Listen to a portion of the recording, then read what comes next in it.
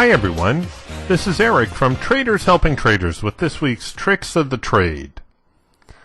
For those of you who are having difficulty getting whipsawed in markets with bad timing, just all around frustrating trades, this particular lesson might be a real eye-opener for you. As a trader, our best opportunity to make money is with the trend. When the market is moving, that is when we are most likely to be making money in the market. When the market is in this sideways or consolidation phase, that traditionally is the worst time for us to be trading, and the time where we are most likely to incur a loss. So the big question then becomes, how can you identify the consolidation phase, and how can you identify the trend phase? And that's what this particular video is going to be about. Now, the consolidation phase itself is not bad. The consolidation phase occurs after a trend, and it's the time when the market consolidates. It's thinking about what it wants to do next. The bullish and bearish forces are pretty much neutral at this point in time, and very often you will see prices either move contrary to the previous move or sideways. A sideways move very much indicates that the market is in balance. The nice thing about a consolidation phase is actually our best opportunity to get back with trend. When the market is already moving like this with these big bars or strong moves to the upside or downside, it's very difficult to get on board. It's not impossible, mind you. You can always scale down to a shorter time frame and hope to catch a little bit of a retracement period, but even on the shorter time frame, you're going to be on the lookout for those retracements or consolidation periods, which will represent your best opportunity to get back with trend. All right, so our first indication that the market is no longer trending is when the bars begin trading opposite the primary trend. So here we have the October sugar chart. Sugar obviously in a downtrend. You can even look at your moving average lines. The 20 is stacked below the 55. Everything is suggesting this market is in a downtrend. Here sugar prices have started to rally a little bit, and therefore we would be on the lookout for our green-red bar combination, which shows us resistance and our next opportunity to sell. The problem is that very often you will get your green-red bar combination, you will sell, the market will bring you in, and then after a little hesitation, stop you out for a loss. Traditionally, our entry would be below the low of this red bar and just above the high. So we would probably have been stopped out on this particular trade to the downside, either for a big loss or a little loss, depending where you would have taken your lumps. So how would you be able to know that this market would not really head lower? Well, I've got a little bit of good news and I've got a little bit of bad news. The bad news is that it is very difficult to determine. In fact, there were a lot of traders who would have seen this, and it would be pretty much a textbook support and resistance trade, or a textbook trade of any method, really, because here we have old support. That's fairly obvious.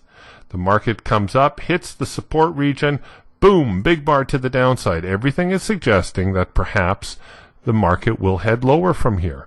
But of course it did not, because the very next bar it came back with support. So here's the bad news. The bad news is that every once in a while you will get caught on a move like this, and there's really not too much you can do about it. But having seen that the market is heading lower, or refusing to head lower, the next sell signal, which occurred right here, should have been taken with a certain amount of caution. Because now we have two support points, and the market is showing us that perhaps it is not quite ready to head lower yet. Notice where the market bottomed out. It bottomed out right on this support trend line. So what is that telling you? That is telling you that there are buyers down here. There are people who are buying this trend line support. And whether you draw a trend line on there or you just eyeball it, the fact remains that there is buying going on here, and it is making it very difficult to sell. So when you get this happening, it is time for you to sit on your hands. Sit on your hands and wait for the market to tip its hand, which it will eventually do. The worst thing you can do at this point in time is to continue to take signals which very likely will continue to fail. Now, a few weeks ago, I mentioned to you how when a market is in a retracement phase, it will have a tendency to make anywhere between 1 and 4 attempts to recapture the trend. By keeping track of how many times the market attempts to get back with trend, you'll have a better idea of when your best chance for an entry will be. Unless the market is trending very strongly, traditionally, the very first attempt tends to be the weakest. In fact, the first attempt will often set up to be a good counter-trend trade, but we're not going to address that particular issue in this video. The second attempt to move the market lower, in most cases, is a very high probability entry point. In this particular instance, it would not have worked out so well, but you already saw that there was possibility of some support forming here. Bear in mind, it is rare that the market will ever take off on you without giving you a second chance. Even here, where sugar prices fell sharply, and it would have been very difficult to get on in this part of the move, but after a week of declines, the market retraced, giving us yet another opportunity to get in short, and that too would have resulted in a nice move to the downside. Remember, it doesn't pay to be greedy in this particular game. You just want to be able to take your fair share, and to be sure that the trades that you're taking are going to be high probability trades. All right, let's play this forward a little bit. Here is attempt number 3 to move the market lower. And you can see that it too failed right at the support trend line. A little while later, we got attempt number 4. Now, traditionally, if the market does not recover after 4 attempts, then it is very likely changing trend. So this is the last chance for the bears to take the market back. Now notice that we have also broken the resistance. The resistance that was here at the 2240 support, and the resistance at the highs here, which were also around 2240. And now we have the market coming back down and testing it as support.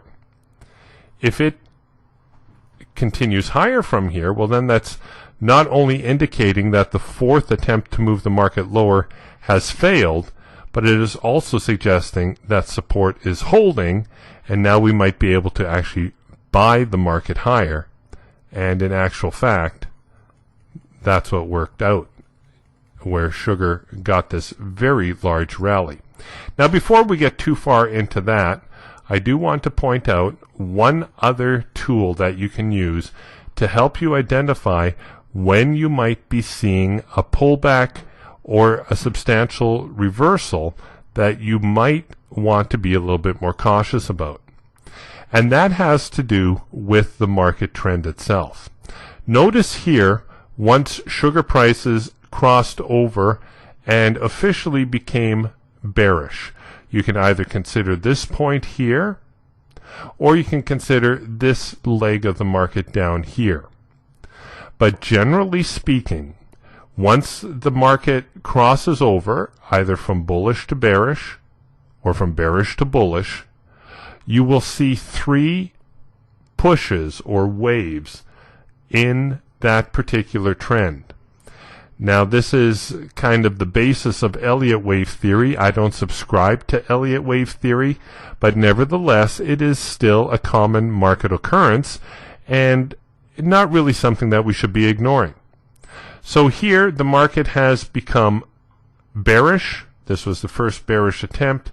First push lower, second push lower, third push lower, and then the market hits all this choppiness and heads the other direction. Now, traditionally, and this is where I differ from Elliott wave traders, but if you get 3 pushes to the downside, you'll probably get at least 2 to the upside.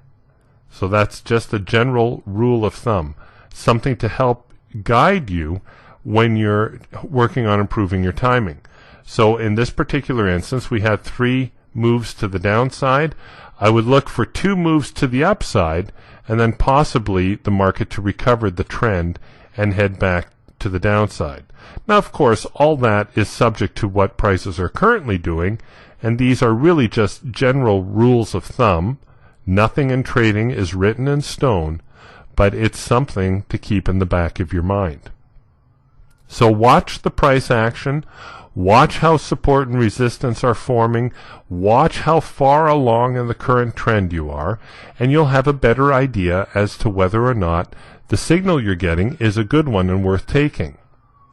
That reminds me, there's one more thing you can do, and that is you can take a look at your indicators. This is sometimes where indicators are helpful because they'll filter a lot of the noise out of the marketplace. So this is our MACD indicator that we use for momentum, and you can see we've sped it up a little bit, but take a look at what happened whenever we got a signal here to sell. MACD kept going higher. So that's a very early indication that the market might not be ready to recover the trend. And it just adds a little bit of extra caution when we're taking the trade. So paper trade it, try to incorporate it into your trading, and hopefully it will help keep you on the right side of more trades. And that's this week's Tricks of the Trade.